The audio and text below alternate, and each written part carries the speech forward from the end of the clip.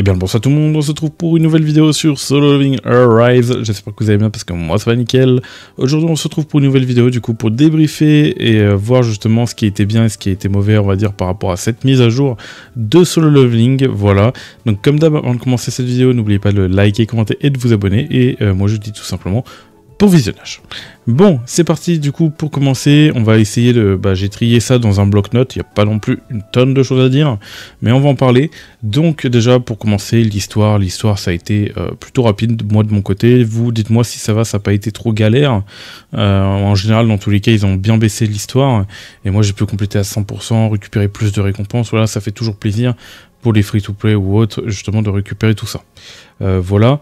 Ensuite, au niveau des pierres de Béné qui ont été rajoutées, donc intéressant parce que ça permet justement d'avoir plus de variété de gameplay, qui permet de strater un peu plus et tout. Donc en vrai, moi je suis un grand... je prends ça. Donc comme par exemple pour cette pierre de Béné que j'ai toujours en bleu d'ailleurs. Il faudrait que j'essaie d'avoir mieux. Et peut-être quelques nouvelles que j'ai réussi à avoir en légendaire. Oui, voilà, j'ai réussi à en avoir 2 en légendaire. Et celle-là en violet, voilà. J'ai pas eu non plus, je crois, les plus intéressantes en légendaire. Mais on prend. Voilà. Sinon, on a du coup le système de fabrication d'artefacts qui est arrivé entre-temps. Alors, là, il y a des points positifs et des points négatifs par rapport à ce système. Déjà, il faudrait que j'arrive à le retrouver. C'est dans fabrication, il me semble. Si jamais, d'ailleurs, vous saviez pas où c'était... du coup je vais vous montrer, c'est fabrication et tout en bas vous allez tout simplement pouvoir crafter vos équipements level 100, voilà. Donc vous pouvez très bien décider de fabriquer directement, voilà, ou de faire des paramétrés des stats et du coup vous allez utiliser vos matériaux que vous avez là, admettons sur le casque j'ai envie d'avoir de l'attaque % et derrière vous allez sélectionner justement plusieurs cases. Donc actuellement on peut sélectionner 2 cases, c'est d'ailleurs dommage qu'ils ne font pas en sorte justement de sélectionner on va dire 3 cases ou 4 cases mais par contre ça nous coûte hyper cher de le crafter, vous voyez, on peut pas se le permettre d'avoir tout le temps, limite une fois on va dire toutes les 2 semaines, voire bon j'abuse peut-être quand je dis comme ça mais tous les mois, c'est quand même un artefact parfait, c'est plutôt compliqué normalement à avoir, donc si on peut en crafter un de temps en temps ce serait cool, parce que là on peut juste lock 2 stats, ou c'est peut-être parce que je n'ai pas assez de matériaux, je sais pas, c'est peut-être moi qui me trompe, mais voilà. Donc ça peut être un peu frustrant le fait d'avoir 2 stats et d'à côté de pas avoir ce que vous voulez, voilà. Voilà par rapport à cet événement, donc en vrai c'est très bien qu'ils ont rajouté ça, ça va permettre justement, par exemple aux nouvelles personnes, de débloquer directement de l'infamie avec 2 stats plutôt correctes, ou même bien d'autres sets, hein, c'est très bien aussi, mais je trouve qu'il y a des points, c'est pas parfait quoi, c'est pas parfait. Dites-moi si ça vous satisfait d'avoir juste 2 stats et de prier sur la chance pour avoir des bons trucs derrière, ou si vous préférez plutôt un système on va dire où on a moins fréquemment du coup des artefacts parfaits, mais on est garanti de l'avoir si on a les ressources quoi, même si ça peut prendre plus de temps. Moi je suis plus pour justement être certain d'en avoir un, c'est mieux. C'est beaucoup mieux que de prier sur de la chance à chaque fois, c'est bon, voilà. Donc voilà, par rapport à mon avis ici. Sinon, au niveau de l'atelier de la lumière qu'ils ont rajouté, c'est vrai que je n'ai pas encore fait l'atelier de la lumière, mais j'ai entendu des trucs du coup dessus. Apparemment, il serait plus facile que du coup le Deimos.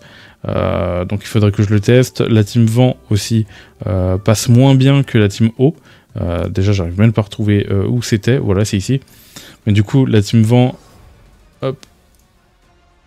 Voilà, la team vent arrive à mieux passer du coup, enfin à moins bien passer justement que la team eau.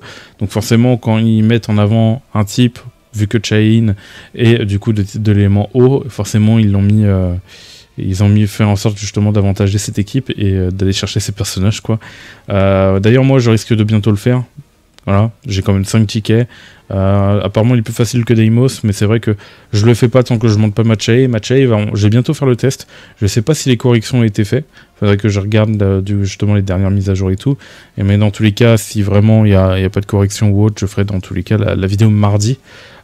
Sans doute je vais préparer la vidéo mardi, elle sortira sans doute le mercredi ou autre. Comme ça me permettra de faire Deimos et de le tester aussi à côté. Voilà. Par rapport à tout ça. J'arrête pas de dire cette phrase, c'est terrible. Hein. J'espère que vous aimez. Voilà par rapport à tout ça. Bon, j'arrête, c'est terrible. Donc, Chain, perso très broken, qui est arrivé sur le jeu. Franchement, pour un personnage d'anniversaire, ils l'ont respecté. Le seul point où ça peut ne pas rendre d'accord certains joueurs, c'est le fait que ça soit une V2 pour un personnage. On a déjà eu le cas pour Bike Beast, mais c'était un peu différent parce que c'est vrai qu'on a sa transformation en Beast et on a sa version humaine. Voilà. Lorsque là, bon bah, c'est vrai que c'est 2 Chae. Je peux comprendre que ça déplaise à des personnes. Moi, à ce sujet-là, je suis plutôt neutre. Je suis pas content, mais je ne suis pas aussi, on va dire, mécontent. Voilà. Pour moi, je suis plutôt ok. Voilà, ça fait plaisir, ça permet d'allonger la survie du jeu, même si on aurait préféré du coup que ça arrive bien plus tard. Bien évidemment, on comprend ça. Mais je pense qu'ils vont pas nous le faire souvent. Là, je pense que c'était spécial anniversaire, donc ils nous l'ont sorti et que justement, bah voilà, c'était unique, on va dire, et qui risque pas de nous sortir des V2 d'aussitôt. Voilà.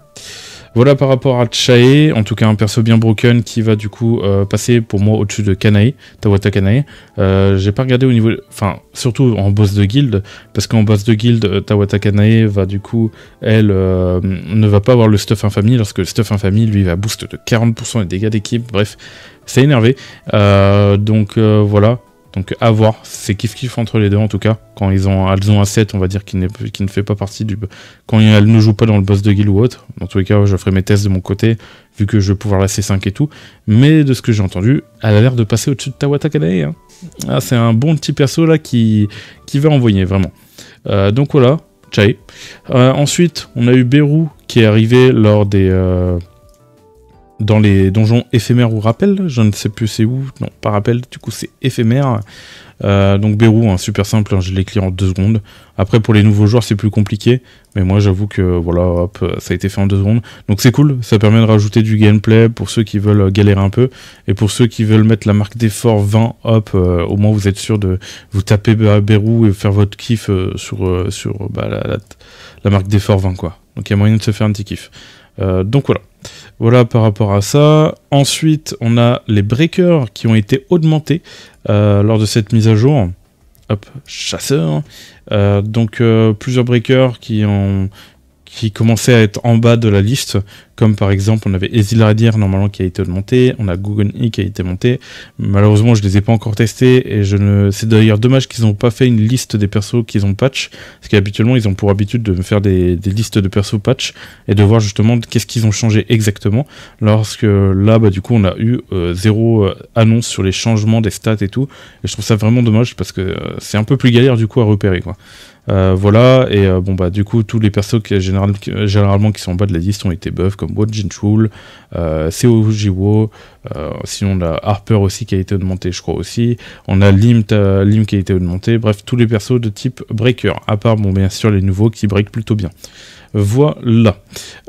Ensuite, le retour du boss de guild que nous avions avant, le dragon. Pas la peine d'y retourner. Donc on fait un peu moins de dégâts dessus, donc un peu plus compliqué de faire des rages et tout. Est-ce qu'ils auraient dû sortir justement un nouveau boss de guild? En soi, ouais, ça aurait été bien d'en avoir un nouveau, mais c'est bien d'alterner du coup sur le dragon, et justement, ça serait bien qu'ils alternent ça en toutes les semaines, on va dire. Dragon, araignée, comme ça permet de changer à chaque fois, et de pas toujours avoir le même boss, et au fur et à mesure rajouter un 3e boss qui va venir s'immiscer dans le tas, et du coup on aura différents boss quoi. Voilà. Ça peut être intéressant comme ça, parce que c'est vrai de se taper le dragon pendant je sais pas combien de temps, ou l'araignée pendant... Enfin pas l'araignée mais la fourmi pendant je sais pas combien de temps, ça peut être long. Bref. Voilà, ensuite on a les récompenses du premier anniversaire, ce qui est le plus gros point positif bien évidemment de la mise à jour, c'est les récompenses. Les récompenses on en a eu pas mal, et on continue d'en avoir pas mal, même avec les codes. Si jamais, je vous invite à suivre du coup, j'allais dire Beru, mais c'est terrible, Duxar je veux dire, il fait du coup, il valide ses vidéos, et il vous passe les codes si jamais. Moi c'est vrai que de mon côté je fais plus en vrai en fonction de ce qu'il me demande, je fais en fonction de mon envie, donc en vrai je vous conseille pas trop de me suivre, mais de suivre plutôt Duxar, parce qu'il valide ça et tout, et puis voilà. Je pourrais le faire en soi, mais c'est vrai que je préfère plutôt on va dire faire des vidéos que j'ai envie de faire, et pas forcément faire ce qu'il me demande, bref. Voilà. Donc au niveau de la conclusion dans l'ensemble, c'est une très bonne mise à jour, c'est une bonne mise à jour, on va pas dire une très bonne mise à jour, parce que il manque un peu, on va dire, de diversité, on va dire, dans les événements. On a quelques petits events qui sont sympas, je trouve, et tout, mais ça aurait été cool, tu voyez, qu'ils rajoutent peut-être un contenu, bon, ils travaillent dessus en ce moment, mais qu'ils rajoutent un petit contenu, un event coopératif, qui peut vraiment être sympa.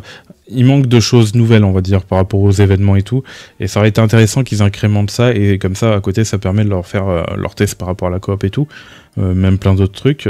Voilà. Ils ont même parlé aussi d'incrémenter le PVP. Ça, je suis un peu moins fan et un peu moins, on va dire, enthousiaste à ça.